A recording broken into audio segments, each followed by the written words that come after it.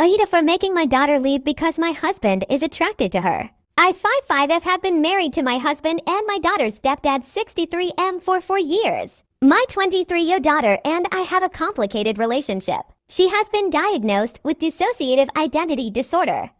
She has a lot of trauma from watching me and my husband's horrible marriage go down and was bullied in school.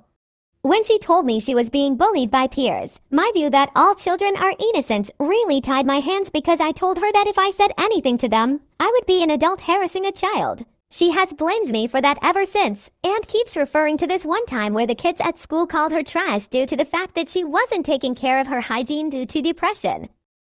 Not all of my response was telling her to take a shower and I bought her new clothes.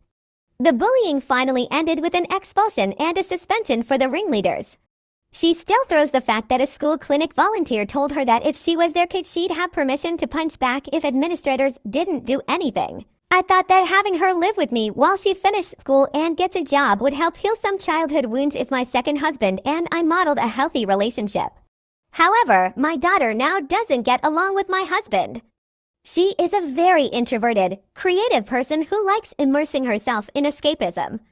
So she'd get annoyed if she was sitting eating alone and my husband would sit across from her and eat, saying she ate later so she could eat alone. However, my husband started acting distant from me and my daughter complained that his eyes lingered for too long. She got very angry and there was a lot of shouting and slamming of doors. Finally, my husband admitted he's attracted to her and it's hard to be around her all day. Said she was walking temptation and said that's why he was avoiding sex with me. I was so upset to hear this. I don't blame my daughter for this, but at the same time the situation has become unbearable. Something would have to give, and I couldn't collect my thoughts with both of them still being in the house. So I gave my daughter money to stay at an extended stay hotel and asked her to utilize her college's emergency financial and housing resources they have for students in need.